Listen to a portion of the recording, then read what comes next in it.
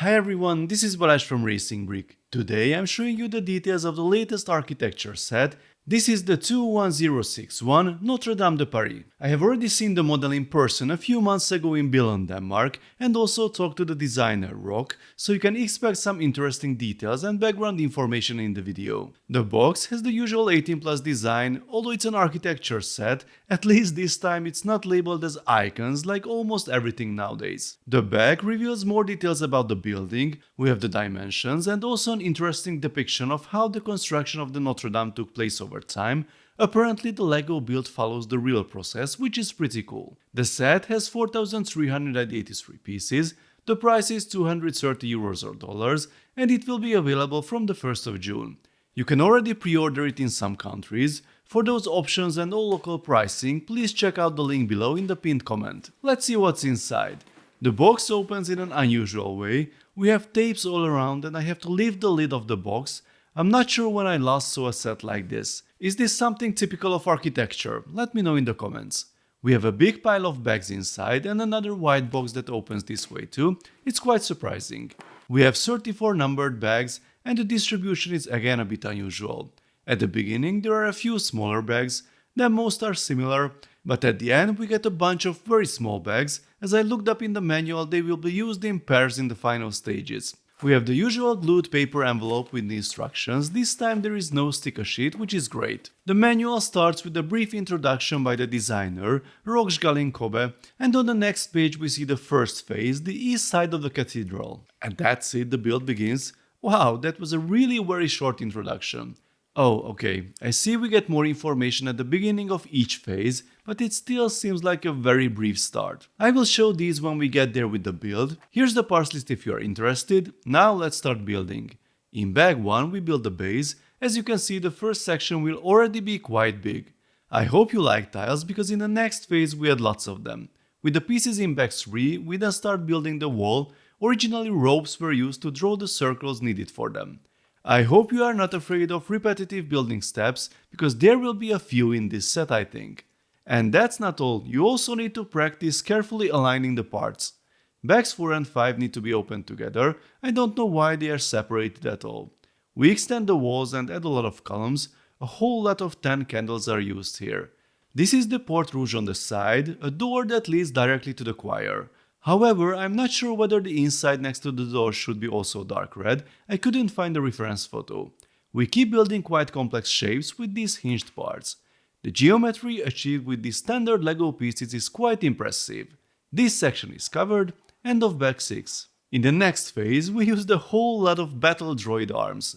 I'm not saying jumper plates are cheating, but this is a bit too much freestyle positioning for my technique taste. It's time to add the roof to this section. Then we build and mount all the flying buttresses using a zillion tiny little pieces. This is what our cathedral looks like at the end of the first major construction phase. This was the state of 1182, and this section already served as a functioning church while the rest was still under construction. Here is the base of the next section with the printed tile on the front, and with the pieces of bag 11 we also add the floor tiles and the bases for the columns. Construction continues with the transepts. These assemblies form the doors on the sides of the building. We have completed the section that was built between 1182 and 1200. We have added all the walls and also a fair amount of columns. A small snot built for the entrance, nothing complicated, but it looks nice. It's time to cover the columns, and in the next two phases we will build similar structures to the rear section. This is our first assembly that looks and feels a bit more complicated. With the printed rose window piece and several tricky layered snot assemblies, it looks really great. Now we have all the flying buttresses in place on both sides. It's time to start covering those studs on the sides of the building. And most of it is already done in this section. We have reached the end of the middle phase. The next will be the period between 1225 and 1786. I've started working on these towers and as you can see, I had to use quite a lot of 1x1s. Okay, I have to show this in the bag. This is probably the largest amount of magic wands in a single Lego set ever. How many do we have here? Can you guess? Let me know in the comments, but pause here, don't cheat. So, I have to say that this has been the least pleasant part of the build so far. These have to be placed one by one at a certain angle, and it's not easy to turn them once they are in place. I'm glad to be finished. The vents are all covered now and I have to say they look great. Now it's time to add the roof. We are now in the year 1220, the body of the cathedral is finished except for the towers. There are still a few assemblies that need to be built once, twice or more, and then there are more and even more, with tiny parts that need to be aligned correctly. I think this is the part when the repetition is becoming annoying. I mean, the structure is really ingenious and the end result looks great, but towards the end it was a bit too much. We have a few building tricks around the smaller rose windows, which are represented with hubcap parts, and we are in 1245, the overall structure is finished. Adding the last touches, like the pinnacles on the uprights of the flying buttresses in 1350 and the tabernacles in 1858. The end is really near, the 69-meter tall towers have been completed, then these statues were added, we have some nice trees next to the building, and we have a cool stash of A2 Technic gears here in case you need them. The orientation of this statue here is important because it represents one of the architects of the cathedral. And we are done. The last page of the manual talks about the fire in 2019 and the reconstruction efforts. According to current plans, the cathedral will reopen in December of this year. So here's our finished building, and the first impression, it's small. You really wonder where those 4,000 bricks went, but you soon realize when you try to pick it up because it is heavy. It is sort of in scale with the Eiffel Tower, by the way. The build uses the same tree size and design. And it is also very sturdy, so you can carry it around and don't have to worry about losing parts. The amount of detail is truly impressive. You can spend a lot of time looking at the outside as well as the inside.